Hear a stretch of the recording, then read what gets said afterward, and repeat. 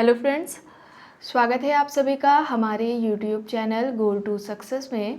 Friends, अगर आप channel पर नए हैं तो चैनल को सब्सक्राइब कर ले। चैनल का नाम है गोल टू सक्सेस। अगर आप नेट, जेआरएफ, पीजीटी, जीआईसी या फिर असिस्टेंट प्रोफेसर एग्ज़ाम की तैयारी कर रहे हैं सोशियोलॉजी से, तो इस चैनल के साथ जुड़कर आप यहां से अपनी स्टडी को कंप्लीट कर सकते हैं। प्लेलिस्ट में उन सभी वीडियोज़ के फोल्डर्स आपको मिल जाएंगे, आप वहाँ से उन वीडियोज़ को देख सकते हैं।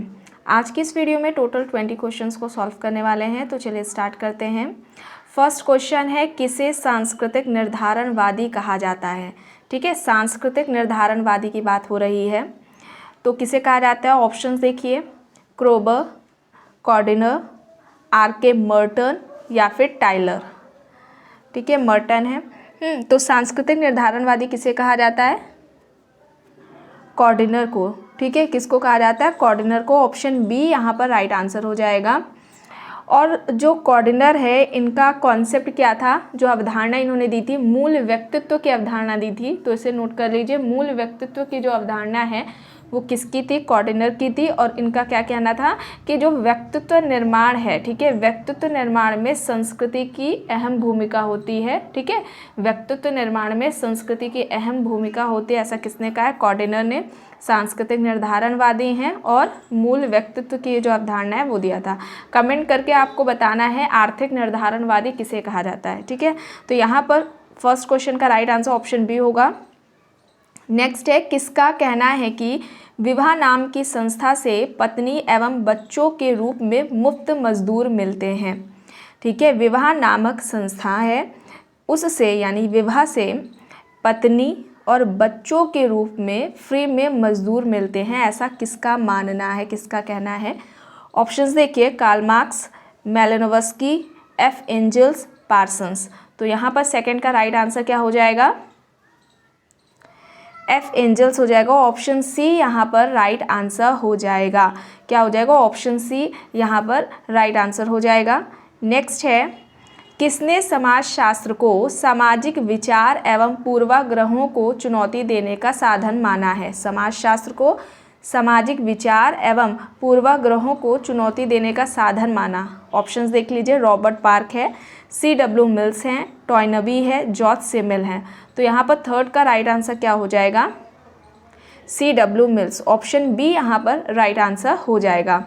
C.W. मिल्स की बात करें तो इनकी कुछ इंपॉर्टेंट बुक्स है जो आपके एग्जाम में पूछी जाती है, जैसे कि है एक मोस्ट इम्पॉर्टेंट सोशोलॉजिकल इमेजिनेशन। ठीक है, आपने सुना भी होगा। द पावर एलीट है। ठीक है, क्या है? The power elite.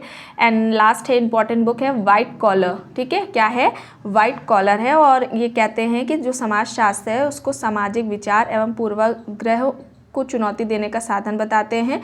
और इसके अलावा ये क्या कहते हैं, जो शक्ति है, ठीक है, जो शक्ति है, पावर है, उसको समाज की धुरी बताते हैं कि शक्ति समाज की क्या है? धुरी है। और ये भी कहते हैं कि अलग अलग समाजों में या अलग अलग युगों में अगर हम देखें तो शक्ति का जो स्वरूप होता है उसमें बदलाव होता रहता है, उसमें परिवर्तन देखने को मिलता है। और शक्ति के ये जो शक्ति है उसके आधार पर ही वर्गों के जो रूप आकार है उसमें भी परिवर्तन आता है, जिससे क्या होता है? समाज का कोई, अब जब परिवर्तन आ रहा है वर्गों के रूप आकार में, तो उससे समाज का कोई ना कोई वर्ग जो है शक्ति संपन्न हो जाता है और बाकी के जो वर्ग होते हैं वो शक्ति विहीन हो जाते हैं। फिर भी देखो, ओवरऑल कहते हैं कि शक्ति सदैव व्यक्ति के जीवन का केंद्र बिंदु बनी रहती है। ठीक है, तो यहाँ पर थर्ड का राइट आंसर ऑप्शन बी होगा। नेक्स्ट है, निम्न में से कौन सा सही है? राज्य का नियम समाज की स्वीकृति के बिना लागू हो सकता है। ऑप्शन बी कह रहा है इसका लक्ष्य राजनीतिक हितों के लिए समुदायों को संगठित करना है। ऑप्शन सी, या समाज से पहले से अस्तित्व में है, यानी कि राज्य। ठीक है, और उपयुक्त सभी। तो यहाँ पर फोर्थ का राइट आंसर क्या हो जाएगा? राज्य का जो नियम है वो क्या है? समाज की स्वीकृति के बिना लागू हो सकता है। ऑप्शन ए यहाँ पर राइट आंसर हो जाएगा। नेक्स्ट है, निम्न में से कौन सा सही है? अब देखिए, पहला क्या कह रहा है कि पूंजीवाद की उपज है पर एक संस्कृति विहीन सभ्यता। पूंजीवाद की उपज है पर एक संस्कृति विहीन सभ्यता है। पूंजीवाद को उपज है एक सभ्यतावादी संस्कृति। पूंजीवाद ने प्रगति को उत्प्रेरित किया है। पूंजीवाद ने मालिक और मजदूर के बीच अंतर को बढ़ाया है। तो यहाँ पर तीनों ही सही है, पहला, दूसरा, तीसरा। पूंजीवाद की उपज है एक संस्कृति विहीन सभ्यता। पूंजीवाद की उपज है एक सभ्यतावादी संस्कृति। पूंजीवाद ने प्रगति को उत्प्रेरित किया है। ठीक है, ये तीनों ही सही हो जाएगा, ऑप्शन बी यहाँ पर राइट आंसर हो जाएगा। नेक्स्ट है, राज्य ना ही ईश्वर की निर्मित है और ना ही श्रेष्ठ शक्तियों का परिणाम, ना ही यह क्रांति का सृजन है और ना ही परिवार का विस्तार। यानी कि जो राज्य है उसको कह रहे हैं कि यह ना तो ईश्वर के द्वारा बनाया गया है, ना ही श्रेष्ठ शक्तियों का परिणाम है, ना ये क्रांति के द्वारा इसका निर्माण हुआ है और ना ही ये परिवारों का विस्तार है। ऐसा किसका कहना है? ऑप्शंस देख लिए, बर्गस है, गॉर्डनर है, ग्रीन है, फ्रेजर है। तो यहाँ पर सिक्स्थ का राइट आंसर क्या होगा? फ्रेजर होगा। ऑप्शन डी यहाँ पर राइट आंसर हो जाएगा। और इनका क्या कहना है, ये धर्म को क्या कहते हैं कि धर्म की जो उत्पत्ति हुई है वह जादू टोने से बताते हैं। तो इसको ध्यान रखिएगा, फ्रेजर ने भी कहा है कि जो धर्म की उत्पत्ति है वह जादू टोने से हुई है और ये कहते हैं कि जो धर्म है वह अलौकिक शक्ति पर मानव की पराजय है। धर्म अलौकिक शक्ति पर मानव की पराजय है। ठीक है, किसका कहना है? फ्रेजर का। यहाँ पर सिक्स्थ क्वेश्चन का राइट आंसर ऑप्शन डी है। नेक्स्ट है, किसने मिल्स के इस विचार पर असहमति व्यक्त की कि सत्ता किसी एक समूह के हाथ में होती है? मिल्स का कहना है कि जो सत्ता है वो किसी एक समूह के हाथ में होती है और इनमें से कौन है जिन्होंने उस पर असहमति जताई है? ऑप्शन देखिए, कार्ल मार्क्स हैं, पेरेटो हैं, मोस्का है और आर्नोल्ड एम्ब्रोज हैं। तो यहाँ पर सेवंथ का राइट आंसर क्या होगा? आर्नोल्ड एम्ब्रोज, ऑप्शन डी यहाँ पर राइट आंसर हो जाएगा। इनकी इंपॉर्टेंट एक बुक है द पावर स्ट्रक्चर। ठीक है, क्या है? द पावर स्ट्रक्चर है और अमेरिकन शक्ति संरचना का इन्होंने अध्ययन किया हुआ था। और ये क्या कहते हैं कि जो समाज है उसमें कई तरह के अभिजन होते हैं।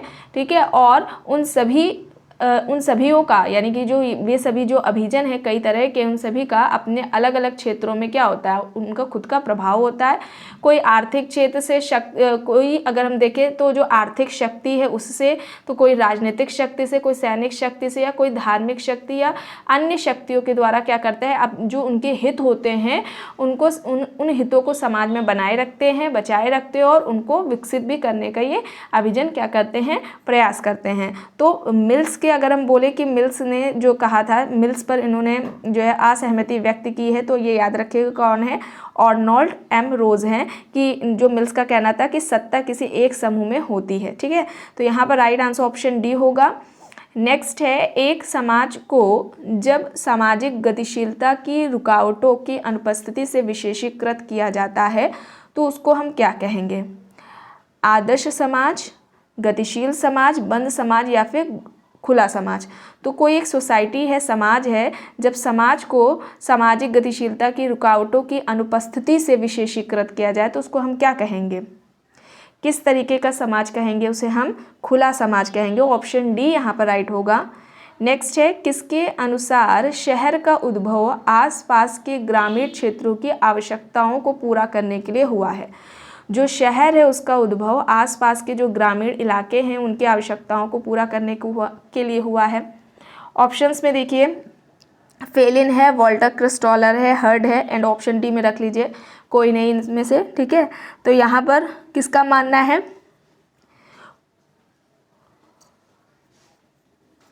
वॉल्टर क्रिस्टॉलर का। ठीक है, वॉल्टर क्रिस्टॉलर का मानना है। ऑप्शन बी यहाँ पर राइट आंसर हो जाएगा। नेक्स्ट है, निम्न में से कौन सा सही नहीं है? ऑप्शन ए है बीसीपारा, उड़ीसा पर बीसीपारा का जो अध्ययन है वो एफ.जी. बेली ने किया। शाहबाद पर जो चमार जाति थी उसका अध्ययन सच्चिदानंद से है। कुंबापेट्टी तंजौर ये कैथरीन गफ है। यादवपुर दिल्ली ओवेन लिच। तो क्या सही नहीं है पूछा गया है, तो ऑप्शन डी यहाँ पर राइट आंसर हो जाएगा। यादवपुर दिल्ली के यादवपुर पर जो अध्ययन है वो ओवेन लिच ने नहीं बल्कि एम.एस. राव ने किया था। ठीक है, तो यहाँ पर राइट आंसर ऑप्शन डी होगा। नेक्स्ट है, कौन सा सामाजिक स्त्रीकरण के स्वरूप है? अब स्त्रीकरण के स्वरूप पूछा गया है। आय समूह है, जमींदारी और आसामी है, जाति और वर्ग है, प्रजाति समूह है। तो यहाँ पर जाति और वर्ग सामाजिक स्त्रीकरण के स्वरूप में आ जाएगा। ऑप्शन सी यहाँ पर राइट आंसर हो जाएगा। स्त्रीकरण होता क्या है? ये हर समाज में देखने को मिलता है। ठीक है, समाज के जो समूह होते हैं, सदस्य होते हैं, विभिन्न स्तरों में या फिर हम कहें कि हर समाज में परिस्थितियाँ पाई जाती हैं और उनमें ही उच्चता, निम्नता, श्रेष्ठता या हीनता की जो भावना है वो पाई जाती है, उसको ही हम स्त्रीकरण कहते हैं। पार्सन्स जैसे कि बात करते हैं सोशल सिस्टम में, बताते हैं कि सामाजिक व्यवस्था में व्यक्तियों का उच्च और निम्न क्रम विन्यास में विभाजन ही सामाजिक स्त्रीकरण है।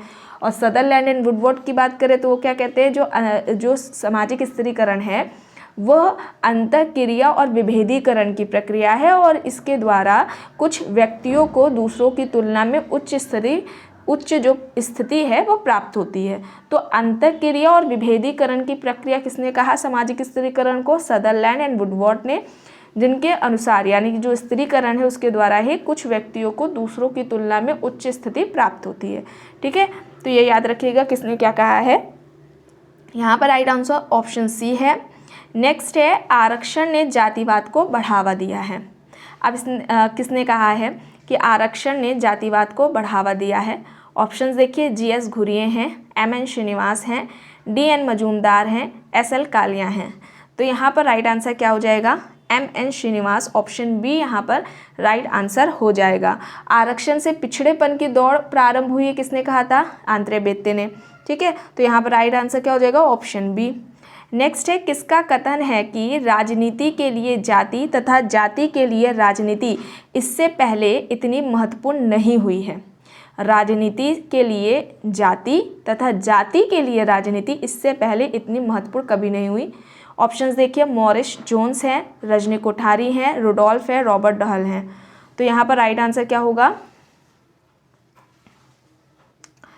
मॉरिस जोन्स, ऑप्शन ए यहाँ पर क्या होगा? राइट आंसर होगा। रुडोल्फ का क्या कहना था? उन्होंने किस में परिप्रेक्ष्य में बात की थी? लोकतांत्रिक परिप्रेक्ष्य में ही कहा था कि जो जाति है वह भारतीय समाज का सर्वाधिक महत्वपूर्ण और प्रभावशाली केंद्रीय तत्व बनकर उभरा है।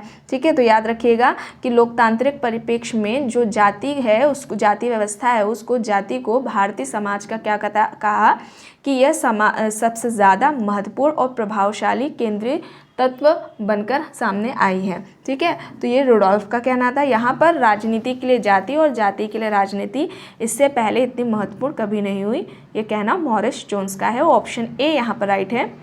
नेक्स्ट है लक्षद्वीप के मुसलमानों में कौन सी व्यवस्था पाई जाती है? ऑप्शंस में है मातृवंशीय या मातृस्थानीय, पितृवंशीय तथा पितृस्थानीय, मातृवंशीय तथा द्विस्थानीय, पितृवंशीय तथा नवस्थानीय। तो यहाँ पर राइट आंसर मातृवंशीय तथा द्विस्थानीय है। ऑप्शन सी यहाँ पर राइट आंसर हो जाएगा। नेक्स्ट है लेवरेट का अर्थ है देवर विवाह और यह समानता किन समाजों में पाया जाता है? ऑप्शंस में है द्विवंशीय समाज, मातृवंशीय, जनजातीय समाज या फिर पितृवंशीय समाज। तो लेवरेट जो विवाह है या व्यवस्था है कहाँ देखने को मिलती है? पितृवंशीय समाज में। ऑप्शन डी यहाँ पर राइट आंसर होगा 15 का। अच्छा, लेवरेट होता क्या? इसमें एक शॉर्ट वीडियो थी। ये क्या है? जब कोई विधवा है, ठीक है, जब एक विधवा अपने मृत पति उसके जो पति है जिसकी डेथ हो गई है, उसके पति के जो भाई है, ठीक है, उसके साथ जब विवाह होता है तो उसे लेवरेट विवाह हम कहते हैं। ठीक है, अगर ये जो विवाह है उसके जो मृत पति है उसके बड़े भाई के साथ होता है तो वो क्या कहलाता है? ऐसा विवाह ज्येष्ठ विवाह कहलाता है। और अगर मृत पति के छोटे के भाई के साथ उसका विवाह होता है तो वो देवर विवाह कहलाता है। ठीक है, तो यहाँ पर राइट आंसर क्या हो जाएगा? ऑप्शन डी कि ये किस समाज में देखने को मिलेगी? पितृवंशीय समाज में देखने को मिलेगी। यहाँ पर राइट आंसर ऑप्शन डी है। नेक्स्ट है किसने परिवार को संघर्ष का एक केंद्र माना है? संघर्ष का केंद्र परिवार को बताया। ऑप्शंस में है मर्डॉक, हॉटमैन, मार्क्स एंड इनमें से कोई नहीं। तो यहाँ पर राइट आंसर क्या हो जाएगा? हॉटमैन हो जाएगा। ऑप्शन बी यहाँ पर राइट आंसर हो जाएगा।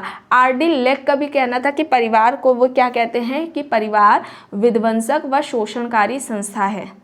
R.D. लेक कहते हैं कि जो परिवार है उसको कहते हैं कि यह एक विध्वंसक व शोषणकारी संस्था है। तो ये याद रखिएगा, R.D. लेक का कहना है। ठीक है, तो यहाँ पर राइट आंसर ऑप्शन बी हो जाएगा। नेक्स्ट है वह समाज गरीब है जो भोजन, स्वास्थ्य, आवास, शिक्षा और मनोरंजन के न्यूनतम स्तर से वंचित है। ऐसा किसने कहा? Gillin and Gillin, J.G. Goddard, Elliott and Merrill, Michael Harrington. तो यहाँ पर राइट आंसर क्या हो जाएगा? माइकल हैरिंगटन, ऑप्शन डी यहाँ पर राइट होगा। नेक्स्ट है एक साथ काम करने, सामूहिक उत्तरदायित्व की भावना विकसित करने और अन्य व्यक्तियों की कल्याणकारी आवश्यकताओं को ध्यान में रख करके कार्य करने की जो प्रक्रिया है वो समाजीकरण कहलाती है। अब किसने कहा? C.H. कूले हैं ऑप्शंस में, बोगार्डर्स हैं, किंग्सले डेविस हैं, मीड हैं। एक साथ काम करने, सामूहिक उत्तरदायित्व की भावना को विकसित करने और अन्य व्यक्तियों की जो कल्याणकारी आवश्यकताएं हैं उनको ध्यान में रख करके जो कार्य करने की जो प्रोसेस होती है, प्रक्रिया होती है, वो समाजीकरण कहलाती है। तो किसका कहना है? बोगार्डर्स, ऑप्शन बी यहाँ पर राइट आंसर हो जाएगा। नेक्स्ट है परिवार का सर्वाधिक आवश्यक सामाजिक कार्य क्या है? सामाजिक कार्य पूछा गया है। ऑप्शंस में है घर की व्यवस्था, सदस्यों के भोजन की व्यवस्था करना, संतानोत्पत्ति और संतान का पालन पोषण, आजीविका कमाना। तो यहाँ पर संतानोत्पत्ति और संतान का पालन पोषण सामाजिक कार्य हो जाएगा परिवार का। ऑप्शन सी यहाँ पर राइट आंसर होगा। नेक्स्ट है किसके द्वारा पुरुष की एकाधिकार की भावना और ईर्ष्या को परिवार की उत्पत्ति का प्रमुख कारण बताया गया? कि पुरुष की जो एकाधिकार की भावना है और ईर्ष्या है उसको परिवार की उत्पत्ति का कारण बताया है। ऑप्शंस में है वेस्टरमार्क, ब्रिफॉल्ट, मॉर्गन एंड टायलर। तो यहाँ पर राइट आंसर क्या होगा? वेस्टरमार्क होगा, ऑप्शन ए यहाँ पर राइट आंसर हो जाएगा। इन्होंने विवाह का एक विवाही सिद्धांत दिया था, ठीक है। इनकी बुक का नाम क्या था? The history of human marriage है, the history of human marriage है। और वे डार्विन का समर्थन करते हुए क्या कहते हैं? वेस्टरमार्क डार्विन का समर्थन करते हुए कहते हैं कि पुरुष नेचर से ही, स्वभाव से ही ईर्ष्यालु होता है। वह स्त्री पर संपत्ति की तरह ही एक अधिकार प्राप्त करना चाहता है और जब इस एकाधिकार को समाज से स्वीकृति मिल जाती है या इस एकाधिकार को स्वीकृति मिलते ही वह क्या कहते हैं कि एक विवाह प्रथा का जन्म होता है, ठीक है। तो यहाँ पर डार्विन का समर्थन करते हुए इन्होंने कहा है ऐसा कि पुरुष स्वभाव से ईर्ष्यालु है और स्त्री पर क्या करता है? संपत्ति की तरह ही एकाधिकार प्राप्त करना चाहता है और जब इस एकाधिकार को सामाजिक स्वीकृति मिल जाती है, सामाजिक स्वीकृति प्राप्त होने से ही वे कहते हैं कि एक विवाही प्रथा का जन्म हुआ है, ठीक है। तो यहाँ पर right answer option A Westermarck हो जाएगा। तो फ्रेंड्स आज की वीडियो में बस इतना ही। आई होप ये आपको वीडियो पसंद आई होगी। अगर पसंद आई है तो प्लीज़ लाइक करिएगा, कमेंट करके ज़रूर बताइएगा। चैनल पर अगर आप नए हैं तो चैनल को भी ज़रूर सब्सक्राइब कर लीजिएगा एंड इस वीडियो को जितना हो सके ज़्यादा से ज़्यादा लोगों के साथ शेयर भी ज़रूर करिएगा। Thank you.